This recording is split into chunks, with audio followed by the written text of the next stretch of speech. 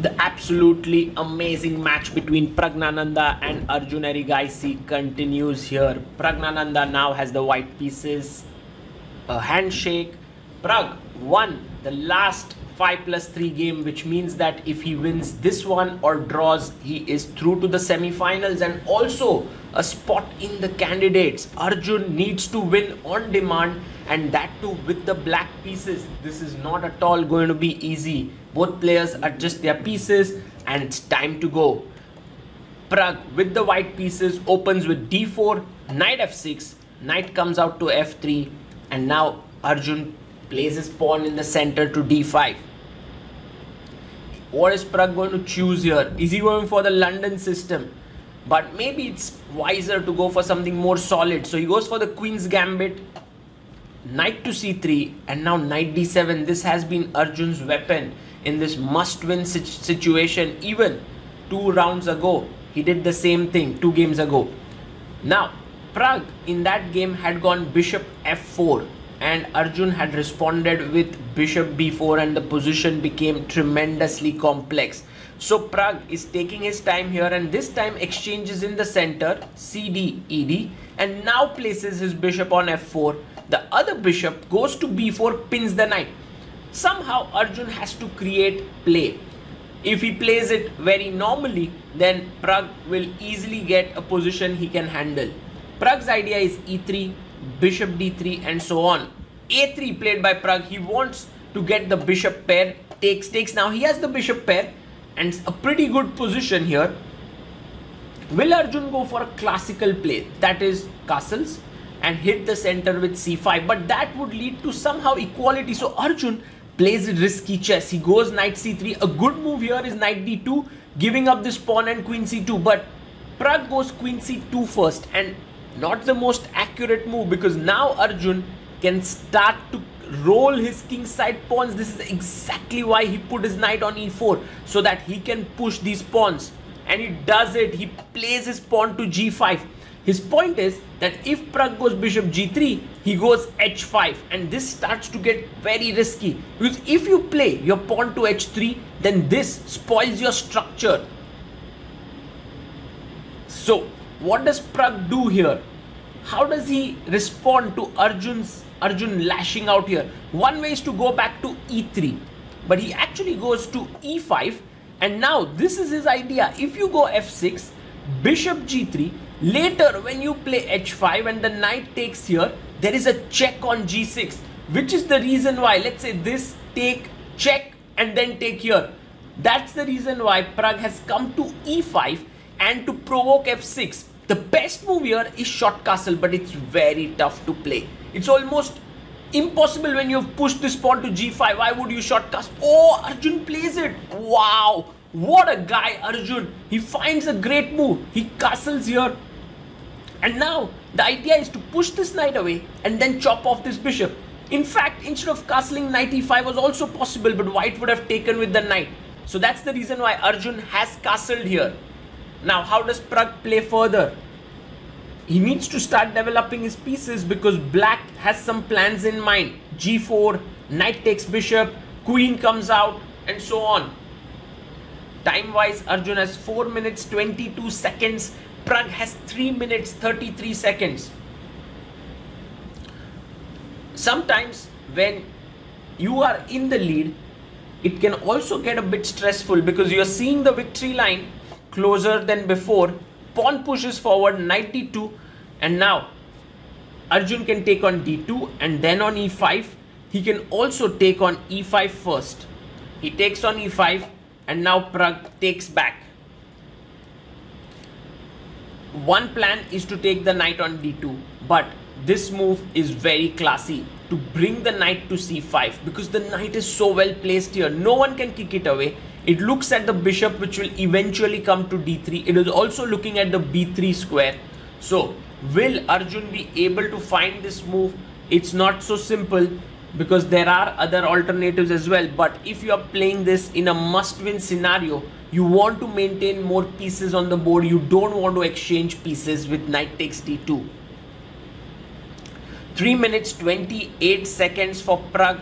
3 minutes 35 seconds for Arjun. He plays it. Wow. Arjun has found some great moves until now with short castle, knight c5, and he's putting a lot of pressure on Pragg, who needs to here draw or win in order to progress. Although the pawn on g4 has sort of moved away from its camp, it's not so simple to take advantage of it. One idea can be h3, because when you take, I go g3 and then I pick it up with my bishop and my rook gets activated along with the queen. So that's one idea, to play h3. The other idea is to maybe trade the knights with knight b3. That could also be playable.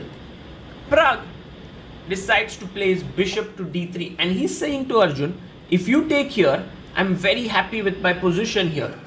But Arjun has a very powerful move in this position, and that one requires great understanding. It is to play queen to g5 and attack this pawn. Now why is this move difficult? Because you're giving up a pawn with a check. You have to understand that after king g7, the king is absolutely safe here and the rook could move to h8. The pawn on e5 is hanging. And Arjun finds it. He plays queen g5. Another brilliant move. With a series of moves, Arjun has wrested over the initiative. Now Pragg, of course he understands that taking this pawn is not helping his cause so much. But then what to play is also a very big question. Do you want to play h3 to open things up? Not so sure. Not so sure here. And Pragg is also running lower on time. He's down to 2 minutes 14 seconds. After queen g5, where does he play his pieces? What are the possible moves that he has? Well, you don't want to castle, because once you castle, I can take on d3, queen d3, and queen takes e5. Black is a healthy pawn up there. And you can see that Pragg is unable to find the best solution there. He is getting a bit tired about what to do here. Arjun has played this so well. 1 minute 36 seconds, he goes h3. Now, a good idea here is to take, and play gh3, because the bishop controls here. And once you take here, to take the e5 pawn, your pawn up, tuck the king away. But instead, Arjun takes straight away on e5. Maybe not the best, because after h takes g4, now the rook opens up, which is very risky. Bishop takes g4, but Arjun has kind of figured it out that if you take here, then it's not so risky. The rook is doing not much. And if you take with the bishop, then my king comes forward and somehow you can't coordinate your queen and rook to reach h7. Wow, this is bold, brave play by Arjun. Pragg has 1 minute 13 seconds. Arjun has 2 minutes 58 seconds. Look at Arjun's cool and calmness. Bishop takes h7 played. Arjun moves forward and now knight comes out to f3, attacking the queen. Well, it definitely would make sense to take this guy now, because the knight is well placed. You can also move your queen away, but taking feels like the right decision. 2 minutes 44 seconds for Arjun Erigaisi, 1 minute 12 seconds for Pragg.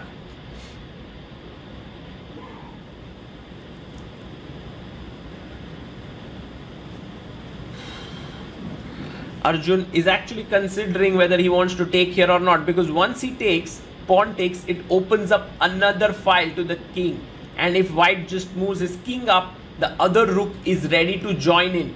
So it's not an easy decision whether to take that knight or not.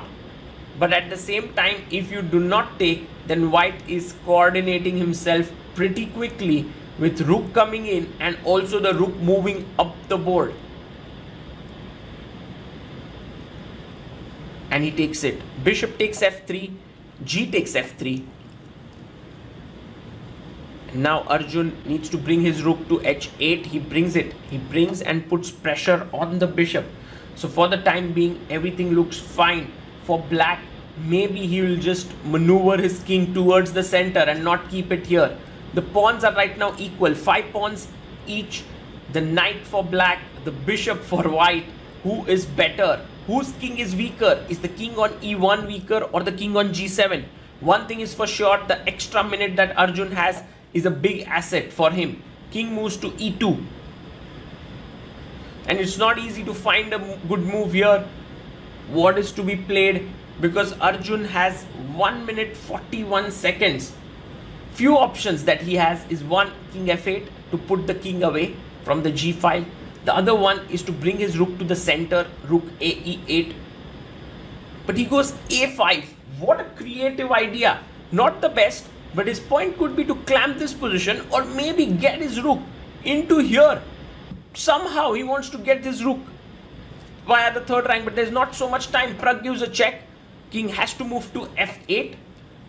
And now f4. It's time to push the queen away. Yes, with f4, you do lose control on the e4 square, but the queen is so well placed right now in the center. You need to push it away. f4 played. Now, where does black queen go? The only logical and good square seems queen f6, keeping an eye on the c3 pawn. Will Arjun find queen f6? Yes, he finds it. Queen to f6 with 1 minute 20 seconds on the clock. Pragg has 27. His best move now is rook h5, looking at d5 and also doubling down the h file. Finds it. Beautiful chess by both these players. And now if you waste time with c6, then already rook comes to f5. It's a very, very powerful position, or you can even double down the h file. So not so easy to play this, but there's a cool move here, knight e4. You can't take this because the rook is hanging, and otherwise if you take the central pawn, I have knight c3 check and you lose the rook. So he plays knight e4. Fantastic. Oh, pawn comes to c4. But now there is a move, queen c3. Very tough to find. Take, and it's okay here for black. This position is good. Queen c3 is the best move. There's also knight c3 check followed by d4, which is playable. But what is Arjun going to play? He's also down to 40 seconds, 22 seconds for Pragg. When it comes to blitz chess, there's no one who has better nerves than Arjun Erigaisi, but he blunders here. He plays his queen. The best move now is to bring your rook back so that you can threaten to take here. It's not at all an easy move to find. The most natural is rook gh1, but then the knight drops back here to f6 and attacks the rook. With rook h1, you take out that knight f6 threat, but queen b2, that's not a good move. Now Arjun can actually take queen takes c4 and plays queen to c3. That would mean that he has a fine position here, but Arjun with 25 seconds on the clock needs to figure out what to do. The other logical move and the only move is to bring the knight back so that his rook is safe on h8. Is he going to do that? Yes, he plays with 15 seconds. Pragg is down to 7 seconds. He needs to respond. He goes rook h6. That's fine. Next move, he can chop off the knight with f6, or he can... Arjun takes rook h7. Now take on h7, knight h7, give a check, and then take this. Black is still... Oh, he blunders. He blunders here. Queen takes f6 because rook h6 with the x-ray of the queen is just complete rook up. And there you can see Pragg just sort of mildly banging the table and saying that, oh no, I have just blundered a complete rook, queen f6. You never see Pragg emoting this much as well. But here now, Arjun rook d8, and you can literally sense that Pragg is lost now. And that means that the match is equalized once again. Queen goes to c6, queen b3, and Arjun now brings his rook. And there you have it. Praggnanandhaa knows he's botched this up. Arjun is back and the match continues. What a marathon encounter between these two gladiators. Takes, queen a2, Pragg resigns. Arjun has dodged a bullet here. He has managed to survive in the 5+3 segment as well. The match is tied at 4-4 and we go into a sudden death of 3+2. What unbelievable players. The toss is done. Arjun gets the black pieces. Whoever wins the 3+2 game goes through. What a match between these two youngsters. The ultimate gems of Indian chess.